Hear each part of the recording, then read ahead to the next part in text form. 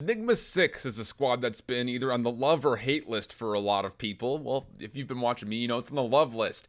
They're in a really difficult pool, though, with a lot of experience on either side of them, both from the CWL and the open bracket. So let's see exactly how they're going to fare and what their hopes are when it comes to World Champs.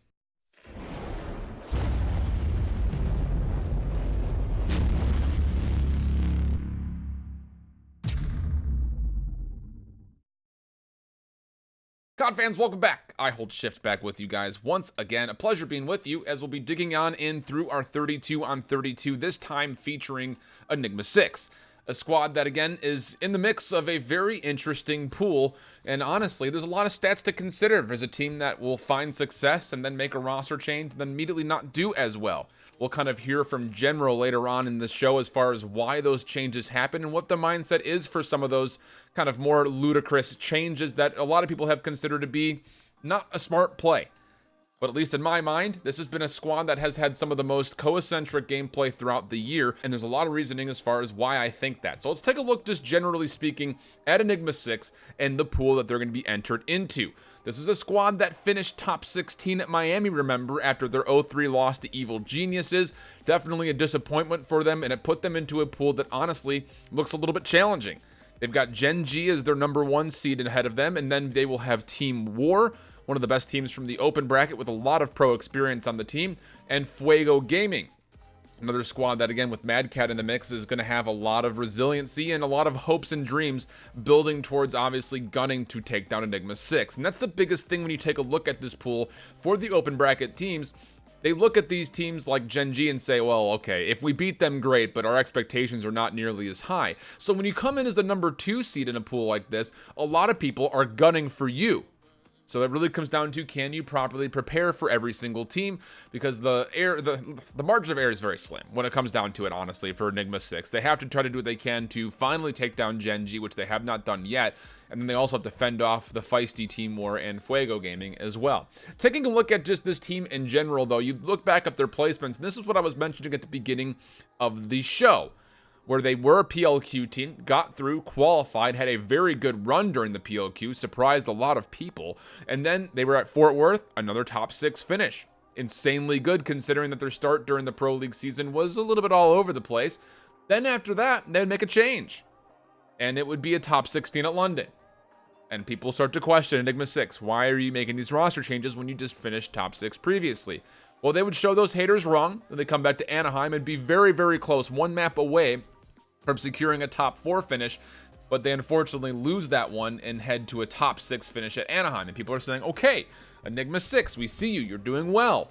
And then they make another change, and it's a top 16 finish at Miami. So when it comes down to these changes that we've seen from this squad, I think that you're going to take a look at these map mode statistics and kind of see possibly a reason why. Now, the ones that I have listed here are just for this roster, so I want to hit those ones first. They're currently a 3 and 5 in hardpoint, but again, you take a look at their average differential, it's pretty darn close. This is not something you look at and say, okay, this team is getting beat up. They're absolutely not. 197 to 209 is not bad at all. Minus 10 or minus 12 differential is not super bad, including a number of those losses. There was only really one of them that really stood out to me as being, okay, this was not a good one. The 66 to 250 loss to Evil Geniuses. Everything else, they're either smoking their opponents or coming close. We'll talk more about General as far as why that might be later on. Their Search and Destroy is actually one of the pinnacles of success for this Enigma6 team, sitting at 3 and 3, a 5.17 to 5.0 ratio. Again, kind of building the storyline that if they do lose, they're close games. But if they do win, they're also close games. That's pretty much been the case for this team throughout the entirety of the CWL, and we'll talk more about those general stats for this squad as we move forward. And then, of course, to finish things off, their control. This has been where things have not looked super great for this squad since the roster changes. They're just 1 and 4 there, and their differential is not super high. Now, before we go too far into talking about individuals and why this is all going, I want to just bring you back into terms with the overall stats for this squad. 15 and 24 for the win-loss ratio, with a 72 and 89, map win-loss ratio. That was good enough for 7th place in Division B. But here's the other kind of weird things. They're a total of 26 and 41 in hardpoint, which sounds awful. But their overall averages when it comes to the hardpoint is a 201, to 222 average game. It's not super bad. Minus 20 differential, not bad at all. Their search and destroy, 24 and 31 overall, where their average is as a cumulative whole for this team, just the organization as a whole, which does consist of a lot of these same players, 4.24 for them, 4.65 against them. Again, re-hitting the principle that when they lose, they're typically close games, but when they win, they're typically close games. The one real downside to this team lately is actually interesting because their control lately has been not super great, but this is actually one of the better overall control teams in the CWL. 22 and 17, an overall average of 2.15 for them, 1.92 against them. You take a look though at their current control ratings, and this is a squad that currently sits with the worst average out of every team that's there. The 1.0 to 2.4 is not good whatsoever. The only team that's really even close to that is Elevate, who are currently looking at a 1.2 for them to the 2.8 against them. So a lot of things to kind of keep in mind for how this team progresses. Now, here's the thing about this team that I enjoy is the fact that they have a very good kind of mindset and play style to how they approach the game as a full 5-man force. You take a look at the roster changes as they come through. It leaves us with the roster of General, Kismet, Mayhem, GodRx, and Breezy. Losing Frosty, I think, hurts, but if the team mindset isn't there, I totally understand the move. You don't know if he's functioning well with the team. Yeah, he's performing well, but that's not the only thing that keeps your team involved for winning. One player is not equal success. I can't say that enough. We've seen it so many times throughout this entire CWL season. So with Brezzy and Mayhem coming in, yes, they have to prove themselves as being a stand-up performer as they want to try to find a hot finish here. But I generally feel pretty good about this squad. Again, I had a chance to sit down and talk with General a little bit more at length as far as how Enigma6 has fared over the course of this season. So let's take a listen to see what he had to say. Joining me right now, we've got Jordan, also, again, more familiarly known as General in the scene from Enigma6. Sir, you've got my attention. Enigma6 has been under a lot of fire from the community, just generally speaking, and I know that I don't understand it. You guys are one of my personal dark horses throughout a lot of these events. Do you want to talk just a little bit as far as how Enigma6 has kind of been as far as, you know, the entirety of this title so far? Yeah, so in the beginning of this game, you know, I took a lot of flack for teaming with players, that people think I shouldn't have made the decision to. As many people know, and players behind the scenes, like I had like offers like to join like other big teams, but the problem with that was like I wanted to play with the players I wanted to at the beginning of the year, and they didn't want to play with them. So I chose the team. We ended up playing. Sucks we didn't get that much practice, so we ended up getting like top 32, barely qualifying for like the first PLQ thing.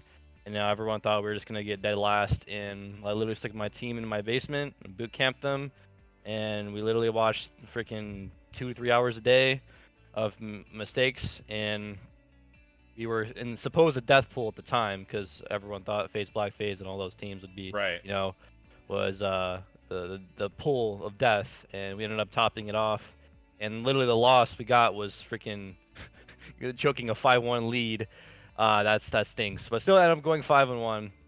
But yeah, like through there, went to the league, kind of a shaky thing. I don't think I was playing like anyone. Honestly, people on the team weren't even playing that good. And then we started really finding our form like through the midway of the game, and through midway of the game, you know, we started like really honing in, like trying to get as best as we can be, because we're trying to win tournaments. So yeah, basically, teams came out with 2 top 6 finishes. Of course, they're not wins. I mean, we're trying to really get championships, and that's the reason why we've made a couple of these roster decisions, like you talked about. But basically, yeah, we found the roster decisions that we've been making was we had a problem with aggression in the beginning of the year. Like we didn't have like playmakers that are making smart enough plays, and then we got more playmakers. And then we tried making it more like a methodical gameplay with like everyone can do anything, because you know compared to most teams, like our statistics are generally like around the same because we don't really think of the game as like a superstar mentality, and that's probably the reason why like we've been consistent for like a lot of our matches versus really good teams, and like when it really comes down to us like performing. Like we all, everyone know they have the shot, they have the talent. Like our problem is just pure decision making. Like sometimes we'll just make the game just harder on ourselves by like not team pushing or wanting to pinch just to pinch. Like those are just the mistakes that's plagued us. Like not sliding correctly. Like Mm. we've never been a team that's like, oh yeah, he's missing every bullet, or we're just getting outslayed. Like usually the games are not like that, and usually like the people that support us, the people that criticize us, the casters, whatever, even the players will be just like, yeah, I mean, they literally go game 5 every series, or they'll do this, and like they just gotta just not suck and close. Like it's just what it is. Don't choke. But yeah, I mean, we've had like some highs and some lows. Um, but yeah, I mean, that's basically it. Like when it comes down to like a team foundation, like I feel like we know how to play the game the right way. It just comes down to in that moment, that hour, that series, that day, just don't make dumb bonehead mistakes, and we'll be a consistent team. Now, you hit on it very briefly while you're talking there. Obviously, you come to the PLQ, a little bit of a surprise. Then it's a top 6 at Fort Worth, roster change. Top 16, top 6 again at Anaheim, roster change. And then there was a 3-0 versus Evil Geniuses. You kind of obviously mentioned on some of the reasoning behind some of those roster changes previously. But when it comes to your pool specifically, you got Gen G, Team War, and Fuego. Gen G is a squad that you guys have played close the 2 times that you've played them so far, most recently at Anaheim. So what does it take for you guys to not only get over the hump of a team like Gen G, but also to make sure that you can completely close out teams like Team War and Fuego without having the pressure of going to Game 5 against teams like that? It's not even the pressure of going game 5. It's not even like we don't even think about that. When it comes down to us, we think we're a good search and destroy team. We are trying to get better as a control. And when it comes down to our hard points, like we just have to make sure we're making the game as easiest as it can be. Like not doing solo chows, just I don't know, just playing the game. We know how to play the game. And so when it really does come down to like our 3 matches in pool play, we'll treat them the exact same. We generally do really well when we are playing like methodical, and don't rush situations that don't need to be rushed. And we just have to just take that mentality into the champs environment. And even though it's the biggest tournament of the year, we just have to just treat it just as a really league match, a scrim, a tournament. Like we just have to make sure at the end of the day, like we're playing a video game. Everyone on the stage is immortal. Like no one has an aimbot. Like I said, well, I'm very confident in my teams. I've proved a lot of people wrong, and I'll continue to do it. So when it comes down to, especially the matchup versus Gen G, I think it's going to be a close one, just like it has been, because our teams are very similar. Like it's not like superstars, talented lineup, like COD champs rings. Like both of our teams are like that, like dark horse, like very hybrid type of like put together teams of players that are like teamwork oriented, have that talent, but are like will just sacrifice for like their team, like whether it be statistics or whatever. So like we have very similar builds, but I think it's really going to come down to that control map, because both teams right now are like kind of the same level of control. And searches are going to be really close, just like they were in the last times we played them a couple times. But yeah, I mean, as long as we just stick to our game plan versus Gen G, I think we can beat them. I mean, like they're also a good team too. Like it's literally just gonna depend on the map set on that day and just what teams are doing, just like the finesse, because both of our teams have finesse. Like that's the biggest thing about Gen G, is that they have the ability to just run away. Like if you ever see Mox, like he'll just be in a position where he sees 2 people, and instead of taking the ego chow or doing the freaking, trying to get a 2-piece to screw his team over, like he's running away to secure a team shot. Like that's what you need to do as a Call of Duty player. Like that's why we stack up well, because most of the gameplay you see from us is like basically the same as them. And that's why we were so successful in some of these like tournaments, because we were playing so team shot, so crossfire, and getting to your teammates oriented, and always just like grouping up, just making sure you're always together. Team shots, doesn't matter if you think you can get the kill. Like if you can get a kill, shoot a guy in the back, that's cool. But like if you're gonna make the game easier on yourself and your teammates, and make sure you're gonna break a hill, you should take pride in working together. And that's why like us and Gen G are like very similar in that aspect, and we'll stack up well versus each other. And I don't know that too much about Team War and Mad Cat's team. So it's just gonna come down to like a team, like pro teams in the pro league just performing on that day. Uh, but yeah, that's just my thoughts on our poll. Awesome, dude. High ceilings, I think, for, Yeah, like you mentioned, not only you guys, but obviously Gen G as well. Should be a really yeah, fun one to watch. Jordan, thanks so much for taking the time, man. A really big pleasure having you on. I'm glad we got a chance to finally connect and kind of, let the laundry air out a little bit oh for yeah, some of the concerns that people have had about E6. You know me. I've always been a big supporter of yeah. how you guys have played this game, so I will be candid in saying that I'm rooting for you guys pretty hard. Thank you, You got it, my man. appreciate it. Thanks so much. Hopefully we'll connect soon.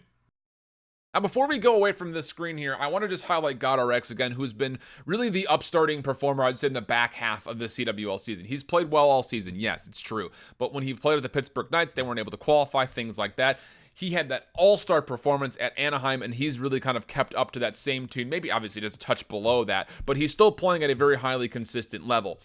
I'm really excited to see if GodRx is able to find good synergy with Kismet and Brezzy coming forward, because if they can find a way to interact between SMGs and Maddoxes as a three-man, that's going to be a very, very dangerous team. Again, just as a reminder, as far as their pool goes, it's going to be a pretty tough ride, and I'm interested to see what happens here, because they'll be playing up against Gen G again. They're 0-2 against this squad, 3-6 in maps overall. Then they also have a very formidable team, War Squad, and that Fuego Gaming team. So Enigma6, personally, I have them getting out of this pool. It's going to be an interesting ride, though. I think that they're probably going to have to try to find a way to battle, if not beat Gen G, to secure their spot.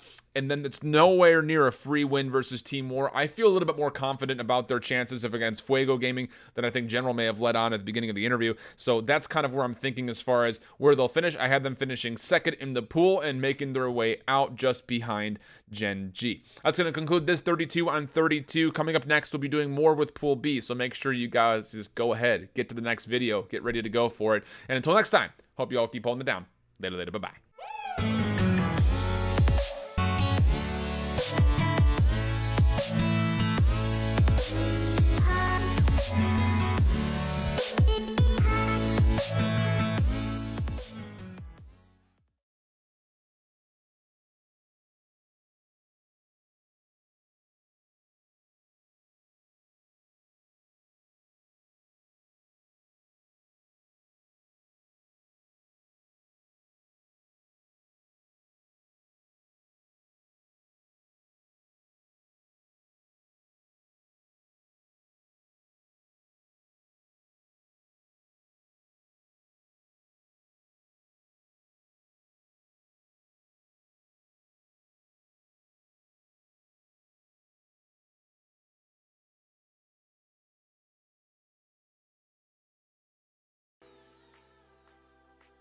Just need some fresh air.